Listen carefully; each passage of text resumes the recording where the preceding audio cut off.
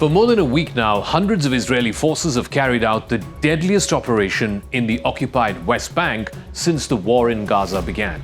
Their focus has been the Jenin refugee camp, which is a bastion of Palestinian militancy, which has grown more and more fervent since the Hamas attack on the 7th of October last year, which of course forced Israel to launch this war. The fighting in Jenin has accounted for 18 out of the more than 30 Palestinians who've been killed so far just in the past week alone. Most of these people, the Israeli military says, have been hardcore Palestinian militants. Israel says its soldiers are dug in for the long battle with Hamas, meaning that the death toll is likely to rise from the West Bank attacks as well. Israeli military officials say the operation targets militants in Jenin, Tulkarem, and the Al-Farah refugee camps and was necessary to curb the recent attacks against both Israeli civilians and policemen. A number of Israeli civilians and police officers, including in cities like Tarkumia and Gush Etizom, which is a large settlement, have been attacked recently, and these attacks have become more and more sophisticated and more deadly. One Israeli soldier has also been killed in the operation. 2 others were injured when a car was hit in Tubas, which is another city in the West Bank, which has also been attacked. This attack happened early Thursday. Israel's military said it struck an armed terrorist cell and armed groups who claimed the dead as their fighters.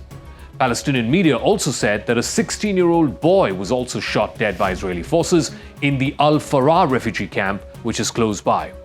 The military said that forces killed a terrorist who was armed with an explosive device in an exchange of fire that the strike was targeting different militant groups.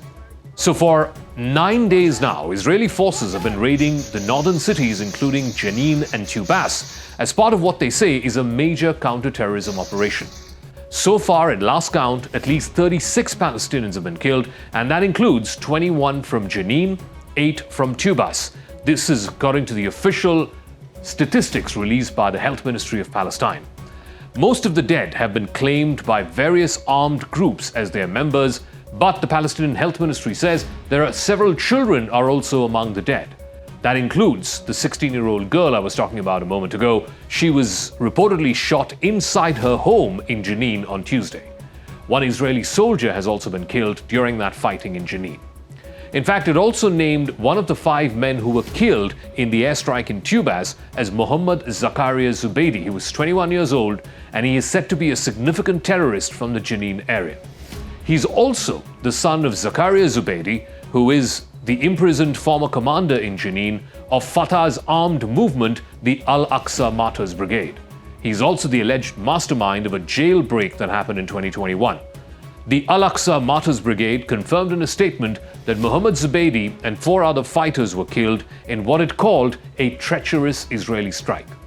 The Palestinian Health Ministry says 3 Palestinians have also been killed in the southern governorate of Hebron over the last 10 days. The Israeli military said that one of them carried out a shooting attack which killed 3 Israeli police officers near Tarkumia on Sunday.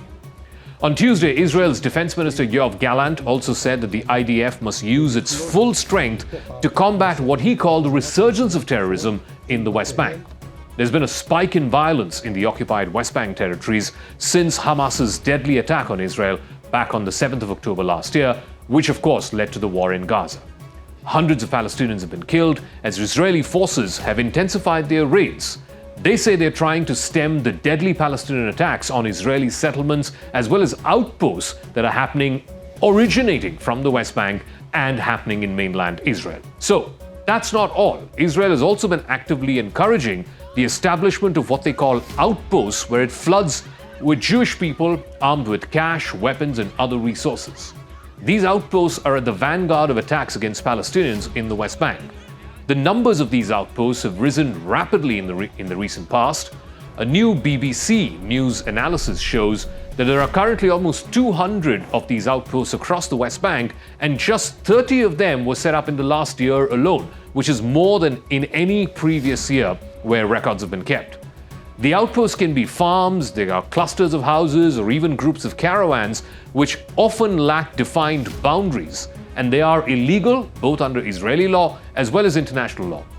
What is also stark is there are multiple organizations who have close ties to the Israeli government who have allegedly provided money and land to these outposts, and that is then used to establish these new illegal structures. Experts say that outposts are able to seize large swathes of land more rapidly than the settlements, and they're also increasingly linked to violence and harassment towards Palestinian communities. Some of these are also linked to growing violence against the Palestinian communities inside the West Bank. Just earlier this year, the British government had sanctioned 8 extremist settlers for inciting or perpetrating violence against Palestinians. At least 6 had established that they were living on these illegal outposts. Meanwhile, the governor of Jenin city, Kamal Abu ul-Rab, has said that the Israeli army is preventing water and food from getting to families who are trapped inside certain besieged areas. In response, he contends its refugee camp and families in the largest refugee camp in Jenin have been forced to leave their homes. The main objective, according to the Israeli Defense Forces, is to prevent Palestinian resistance groups from gaining sufficient strength to pose a direct challenge to Israel. Israel effectively governs and polices much of the occupied territories of the West Bank. It's got a capacity to enter and exit at will. The proliferation of illegal Israeli settlements and these outposts, which are designated solely for Israeli use, that complicates the prospect of a viable two-state solution. Israeli security officials have cited a number of recent Palestinian attacks against the Israelis, including a car bombing that happened in Gush Etzion, which is one of the largest settlements in the area, and it's killed 3 Israeli police officers in Tarkumiyah. The Israeli Defense Forces say these 2 were the trigger for the current military offensive.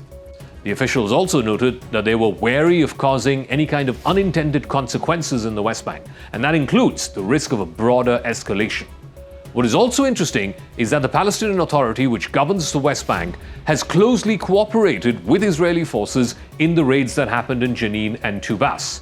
The Israeli military aims for a calmer West Bank by the month of October, which is a major month. There are a number of major Jewish holidays in the month of October, and the last thing they want is to open up a second front in addition to what has already been going on in Gaza. The Israeli forces do not want to have a second front opening up in the West Bank. The Palestinian Authority, which has also secretly joined these operations, they have been left weakened, directionless, and resistance groups have been bypassing the Palestinian leadership to try and confront Israel in the West Bank, sometimes even violently so. So it's not just Hamas in Gaza that Israel is up against, but also these militant groups which are outside the purview or the remit or the control of the Palestinian Authority in the West Bank, which have also gotten into the act. The West Bank, since this war began on the 7th of October last year, had so far remained relatively quiet. But now, that quiet has been shattered.